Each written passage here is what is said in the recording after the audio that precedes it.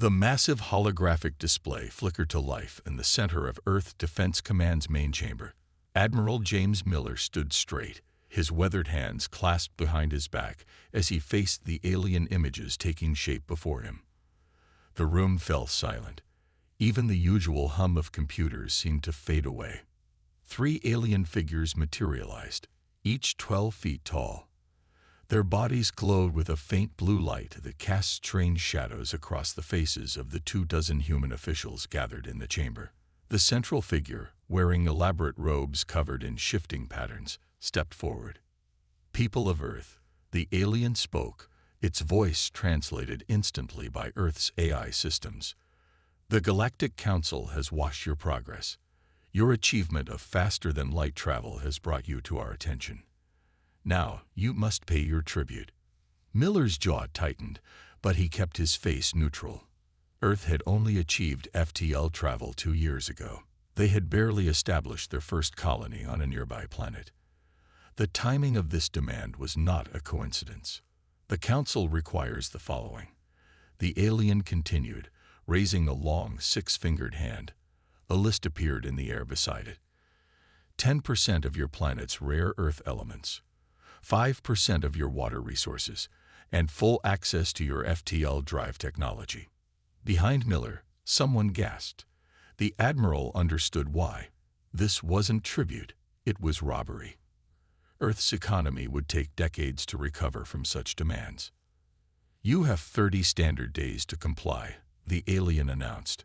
"Should you fail to meet these requirements, there will be consequences." The way it said the last word made the room temperature seem to drop several degrees. Miller stepped forward. "And if Earth wishes to discuss these terms?" he asked, keeping his voice level and professional.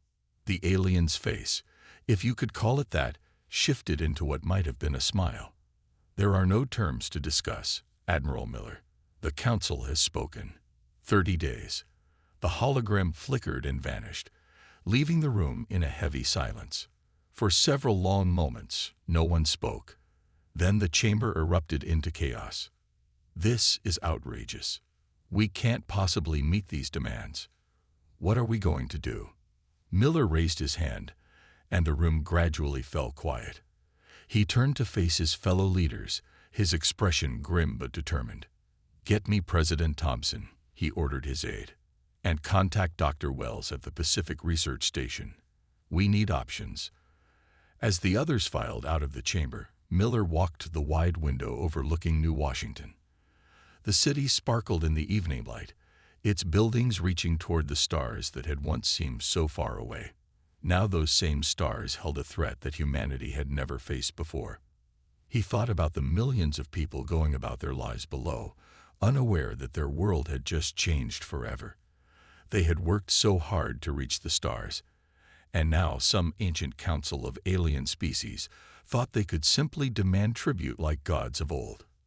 His tablet beeped with an incoming message. It was from Dr. Wells. "Admiral, you need to see this. We found something in the Pacific Trench. Something old. Something important." Miller read the message twice, then looked back at the city.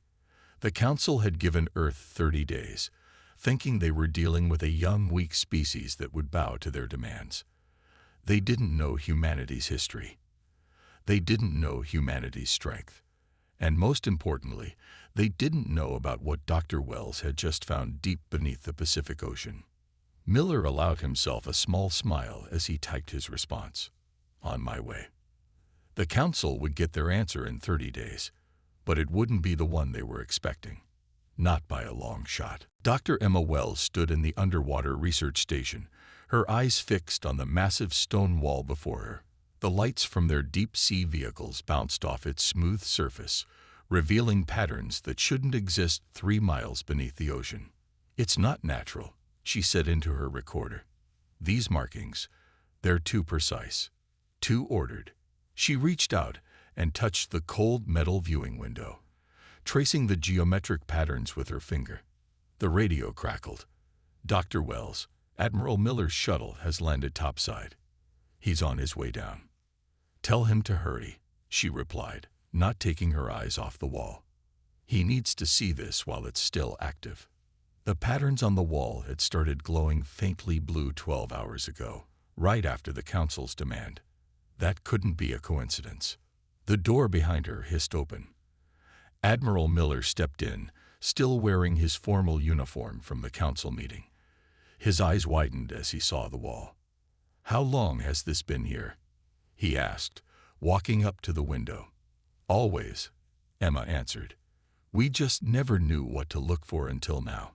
She pressed a button, and a holographic display appeared between them, showing scans of the structure. "This wall is part of something much bigger. Our scans show it extends for miles in every direction, forming a perfect circle around the planet." Miller's expression hardened. "Around the entire planet?" Emma nodded. "We found this section by accident when our deep-sea mining probe malfunctioned. The energy signature it's giving off. It's unlike anything we've ever seen. But here's the really interesting part." She pulled up another image, this one showing strange symbols. "These markings, they're written in English." "That's impossible," Miller said. "This structure is clearly ancient." "Exactly." Emma zoomed in on one section. "But look at this. In time of need, speak the word." It's not just English, it's modern English. And under it, she switched to a different view, showing the same message written in dozens of different scripts and symbols, many of them alien. Miller leaned closer. "How?" "We think." Emma took a deep breath. "We think whoever built this knew we'd find it. They knew we'd need it. They left it here for us, waiting until we reached a certain point in our development." A low rumble shook the station. On the wall, the patterns glowed brighter. "It's been doing that every hour," Emma explained. "Each time, the energy readings get stronger. It's like it's waking up." Miller stared at the wall for a long moment. "The council," he said finally. "They don't know about this." "No.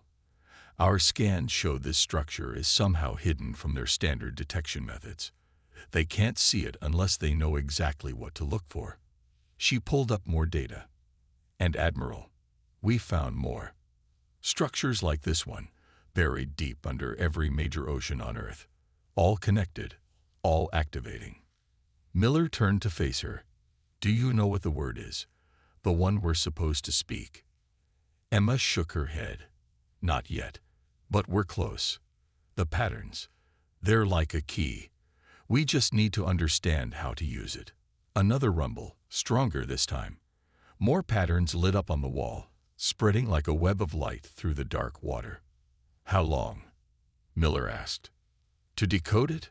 A few days. Maybe a week." Emma looked at him. "We'll have our answer well before the council's deadline." Miller nodded slowly. "Good, because I have a feeling that word is exactly what we need." He turned to leave, then paused. "Dr. Wells, keep this quiet. The fewer people who know about this, the better." "Of course," she replied. "But Admiral, whatever this is, whatever word we're meant to speak, it's going to change everything." As if in response, the entire wall pulsed with blue light, casting strange shadows through the underwater station. In that moment, both of them knew. Earth's response to the Council would be more than just a word. It would be a revelation. The Emergency Command Center buzzed with activity as Admiral Miller studied the holographic display of Earth's defenses. Red dots marked their warships, pathetically few compared to what the Council could bring. But maybe they wouldn't need them. "Admiral," Thomas Reed called from across the room. "The Council's representatives are getting suspicious. They're demanding to inspect our tribute collection sites." Miller nodded without looking up. "Let them. Show them exactly what they expect to see. A weak Earth scrambling to meet their demands." Through the window, he could see teams loading containers with what appeared to be rare Earth minerals. In reality, they were mostly empty, a show for the Council's spy satellites. The real work was happening deep underground and underwater. His tablet buzzed.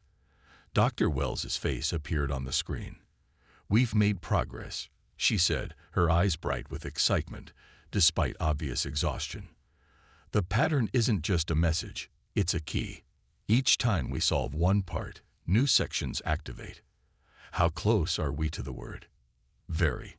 But there's more. She held up a complex diagram. These aren't just defensive installations. They're part of a network that spans the entire solar system. We found similar structures on Mars, Venus, even some of Jupiter's moons. Miller's eyes widened. Our whole solar system is protected. Emma finished. We just need to wake it up. The door slid open, and Thomas Reed entered with a tablet displaying new intelligence. The Council's fleet is gathering at the edge of our solar system, he reported. At least 300 ships. They're not waiting for the full 30 days. Miller straightened up. How long? At their current speed. 5 days at most. Dr. Wells. Miller turned back to the screen. You have 3 days. She nodded grimly. We'll be ready. The call ended, and Miller addressed the room. Listen up. I want every ship we have ready for launch in 48 hours. Maintain the deception protocols, but be prepared for anything. As his officers rushed to comply, Miller walked to a private conference room, where a small team of Earth's top officials waited. President Thompson sat at the head of the table, looking older than she had a week ago. Are we really going to risk everything on some ancient technology we barely understand? Asked the defense minister. Do we have a choice? Miller replied. Even if we gave them everything they demanded, they'd just come back for more. This way, we have a chance. And if it fails? The economic minister asked quietly. Miller's face hardened. Then we fight anyway. But we fight on our terms, not theirs. The room fell silent as the implications sank in. Humanity had spent centuries dreaming of reaching the stars, only to find them filled with powers that saw Earth as nothing but a resource to be exploited. The ancient structures, President Thompson said finally. You're certain they're meant for us? Miller nodded. The messages are in our language. The technology responds to human commands. Whatever civilization left this behind, they left it for us to find at exactly this moment. Or it's a trap, the defense minister warned. Maybe, Miller admitted, but every test we've run shows the technology is real, and it's far beyond anything the Council has. We either trust in this legacy, or we submit to becoming slaves to the Council. President Thompson stood up. 3 days, Admiral. You have 3 days to prepare whatever response you're planning. After that, she looked out the window at the busy city below. After that, the future of our species depends on whatever word is hidden in those ancient walls. As the meeting ended, Miller received another message from Dr. Wells. We found something else. Come quickly. Alone. He looked at the time. 3 days to prepare. 3 days to wake up technology that had slept for who knew how long. 3 days to get ready for a confrontation that would either establish humanity's place among the stars or end their civilization entirely. Miller grabbed his coat and headed for the door. They had a lot of work to do. The Council inspector's metallic boots clicked against the floor as he walked through Earth's main tribute processing facility. Behind him, Admiral Miller maintained a carefully neutral expression, though his hands were clasped tightly behind his back. Your progress is inadequate, the inspector said, his translator making the words sound even harsher. His silver skin reflected the facility's lights as he examined the containers of minerals. You have gathered barely 30% of the required tribute. We are working as fast as we can, Miller replied, forcing humility into his voice. Our mining operations are running day and night. The inspector turned, his 4 eyes narrowing. Perhaps you need motivation to work faster. He gestured to the window, where a massive council warship hung in the sky, visible even in daylight. 3 more had arrived that morning. Miller's earpiece crackled softly. Dr. Wells's voice whispered, the last sequence is almost complete. We need 2 more hours. The inspector walked to another container, scanning it with a handheld device. Interesting, he said. Your mineral composition is unusual. Miller's heart skipped a beat, but he kept his face calm. Earth's geology is complex. Our deposits vary greatly by region. The inspector made a sound that might have been a laugh. Do you think we haven't studied your planet? We know exactly what. An alarm blared through the facility. Red lights began flashing. Mining accident in Sector 7. A voice announced over the speakers. All personnel evacuate immediately. Miller silently thanked Thomas Reed for his perfect timing. We must leave, he said to the inspector. Safety protocols. No, the inspector cut him off. You will take me to this accident. I want to see your mining operation myself. Miller hesitated, then nodded. This way. He led the inspector toward the emergency exit, knowing Reed would have everything prepared. The accident would keep the inspector busy long enough for Dr. Wells to finish her work.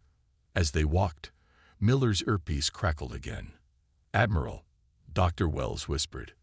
We found something in the new sequence, something bad. The word.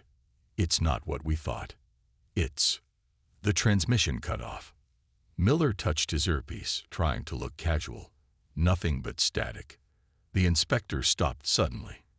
Your communication systems appear to be malfunctioning, he said, those four eyes fixing on Miller's earpiece. Old technology, Miller said smoothly. We're still adapting to galactic standards. The inspector's hand moved to a device on his belt. Perhaps, or perhaps. He pressed a button, and all the lights in the facility went dark. When they came back on a second later, the inspector's friendly demeanor had vanished. Perhaps you are hiding something. Through the window, Miller could see more council ships appearing in the sky. Not the four they'd seen before. Dozens. Maybe hundreds. Did you think we wouldn't notice? The inspector asked, his translator giving his voice a dangerous edge. The energy signatures from your oceans. The power spikes across your solar system. The Council has watched your kind for centuries. Did you truly believe we wouldn't monitor every move you made? Miller's mind raced. They needed more time.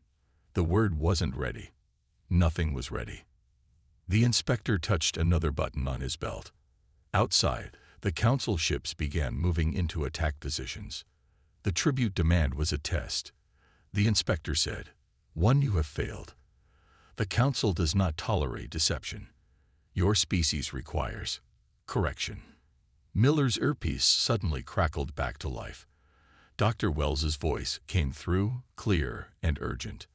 We were wrong about the word, Admiral.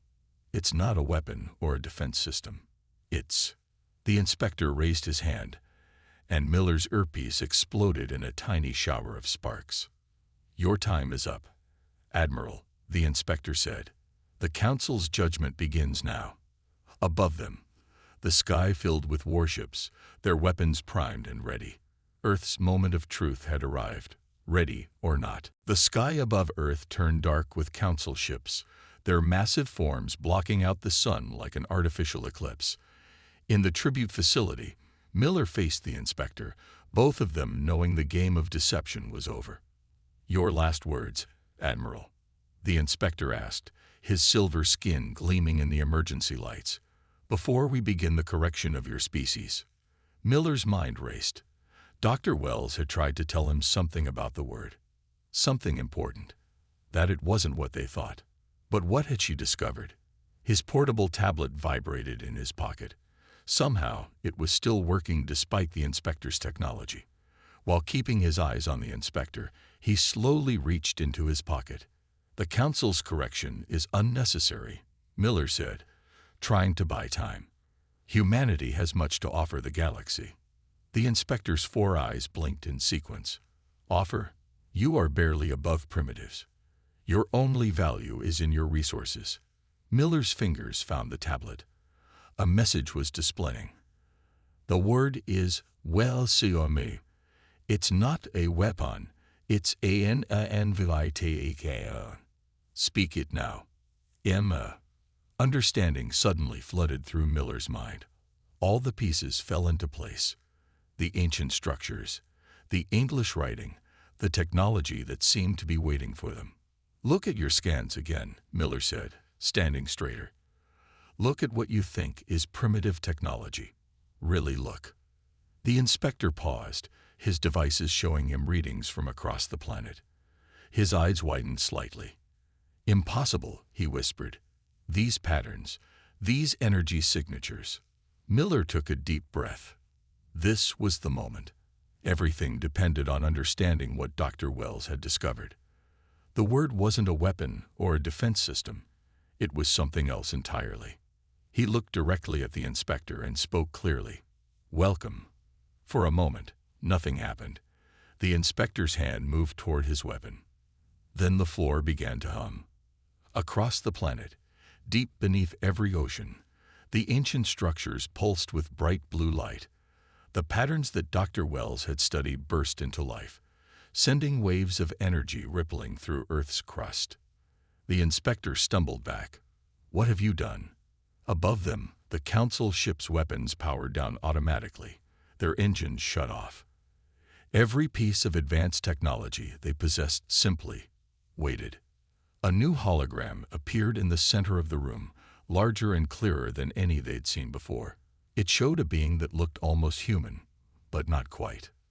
Welcome, children of Earth, the figure said, speaking in perfect English.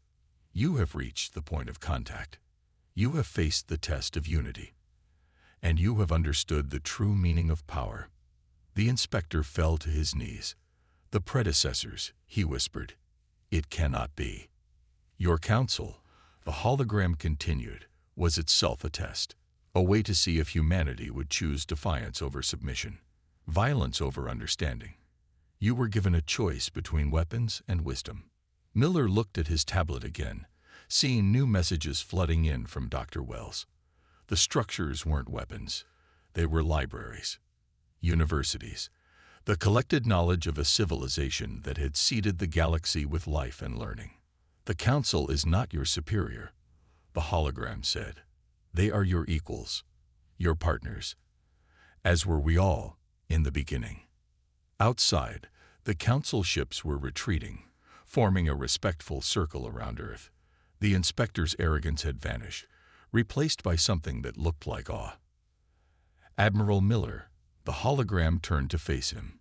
Your people have proven themselves ready. The word of welcome has been spoken. Now shall we begin your true introduction to the galaxy. Miller looked at the inspector, then back at the hologram. In trying to defend Earth, they had discovered something far greater, their place in a story that was only beginning. Yes, Miller said, we're ready. The ancient structures pulsed once more, and Earth's next chapter began. Dr. Emma Wells stood in the ancient underwater chamber, now brilliantly lit with flowing patterns of light. What had once been dark and mysterious was now alive with knowledge. The walls themselves had transformed into vast screens of information, showing everything from star maps to scientific formulas. It's beautiful, she whispered, touching one of the glowing panels. At her touch, it expanded, revealing details about 1,000 worlds she had never known existed. Behind her, Admiral Miller entered with the Council inspector, who now moved with respectful caution rather than his previous arrogance. The predecessors, the inspector said, his voice filled with wonder. We thought they were just legends, stories to tell our young. But they chose Earth as their final library. Emma turned to face them. Not just Earth, she said, pulling up a new display. Look at this. Mars, Venus, Europa, Titan. Every major body in our solar system has one of these facilities. Earth wasn't chosen as their library. Our entire solar system was chosen as their university. The inspector moved closer to the displays, his 4 eyes taking in the information. These readings, this knowledge, it surpasses everything the Council has collected over thousands of years. Miller watched as more data flowed across the screens. Why us? He asked. Why Earth? A familiar hologram appeared, the predecessor they had seen before. Because you asked the right question, Admiral Miller. Not how do we fight, but why us? The hologram gestured, and the chamber filled with images of human history. We watched as you grew. As you fought yourselves, learned from your mistakes, reached for the stars. The Council's demand wasn't just a test of your strength. It was a test of your wisdom. The word, Emma said suddenly, understanding dawning on her face. That's why it was welcome, and not something aggressive. You wanted to see if we would try to understand before we tried to fight. The hologram nodded. The Council itself was created by us, long ago. A group of species meant to guide and test younger civilizations. But over time, they forgot their true purpose. They became what they were meant to protect against. The inspector bowed his head. We became exactly what the predecessors warned us about. Collectors instead of teachers. Rulers instead of guides. New images appeared around them. Other worlds, other species, all at different stages of development. Earth is not the only world we seeded with knowledge, the hologram explained. But you are the first to pass both tests. You showed the strength to resist domination and the wisdom to seek understanding. Miller looked at the inspector. What happens now? The inspector straightened up. The Council must be reformed, restored to its original purpose, and humanity. He turned to the hologram. They should take their place among us, not as subjects, but as equals, as teachers. Better, the hologram said, as bridges, between the old knowledge and the new, between what was and what could be. Emma touched another panel, and gasped as new information flooded her mind. This changes everything. Our understanding of physics, of life itself. It will take generations to learn it all, the hologram said. But that is as it should be. Knowledge without wisdom is dangerous. You will learn, and you will teach others. And the cycle will continue. The chamber hummed with power as more systems activated across the solar system. On Mars, ancient doors were opening. On Europa, long-frozen laboratories were warming to life. Humanity's universe had just become vastly larger and more wonderful than they had ever imagined. There is one more thing, the hologram said, turning to Miller. A choice. The knowledge is yours, freely given. But there is also a responsibility, a role in the galaxy that needs to be filled. Are you ready to hear what it is? Miller looked at Emma, who nodded eagerly, then at the inspector, who waited expectantly. Whatever came next would change not just Earth, but the entire galaxy. We're ready, Miller said. Tell us. 1 year later, Admiral Miller stood at the podium in the newly constructed Galactic Assembly on Earth.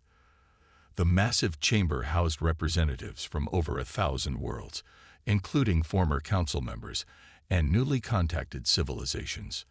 Above them, the dome showed a real-time view of ships arriving through the new transportation network that humanity had helped build using the predecessor's knowledge. Dr. Emma Wells sat in the front row, her tablet displaying the latest data from the Mars facility.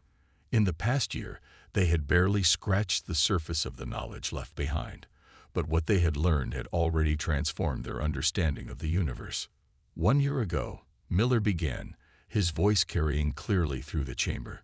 Humanity faced what we thought was our greatest challenge. Today, we understand it was actually our greatest opportunity. The assembled representatives listened intently. Many of them had been part of the council that had once demanded tribute. Now they were partners in something far greater. The predecessors chose Earth not because we were special, Miller continued, but because we were ready. Ready to learn that power isn't about control. It's about responsibility. About teaching instead of taking.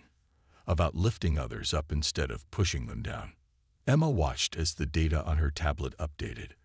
Another civilization had just made contact. A young species that had achieved spaceflight. Once, they would have faced the Council's demands. Now they would be welcomed into a community of equals.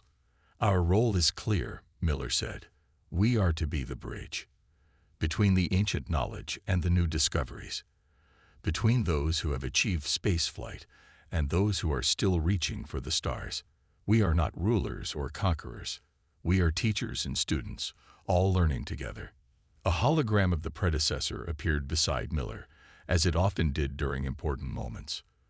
The cycle continues, it said, as it was meant to. The knowledge spreads, grows, evolves.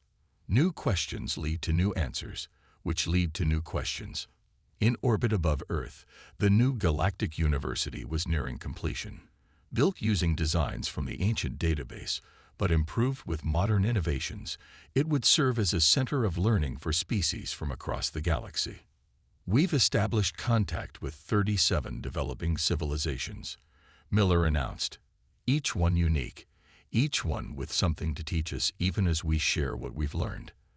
The Council's old system of tribute has been replaced with an exchange of knowledge, culture, and understanding. The inspector, now the head of the new Galactic Education Initiative, stood up. And what of the predecessor's final gift? He asked. Have you decoded it yet? Emma smiled. This was her cue. She walked to the podium, her tablet projecting a complex series of equations into the air. We have, she said. The predecessors didn't just leave us their knowledge. They left us a map, a way to find them. She expanded the display, showing a distant sector of space. They're still out there, watching, waiting, not as rulers, but as teachers, ready to share even greater knowledge once we've proven we can use what they've already given us wisely. The chamber erupted in excited discussion. Miller raised his hand for quiet. This is our true tribute, he said. Not minerals or water or technology. Our tribute is what we do with the knowledge we've been given, how we help others grow, how we learn from each other, how we build a galaxy of wisdom instead of war. Outside the chamber, the sun was setting on a changed Earth. Ships from 100 worlds moved through the sky, carrying students and teachers, explorers and scientists. In the oceans below, the ancient facilities hummed with power, still revealing new secrets every day. The hologram spoke one last time. And so the next chapter begins, not with a demand for tribute, but with a word of welcome. Not with a show of force, but with a sharing of knowledge. The galaxy awaits, children of Earth. What will you teach it? Miller looked out at the assembled representatives. Former enemies, now friends. Former rulers, now partners. Everything, he said. And we'll learn even more in return. The new era had truly begun.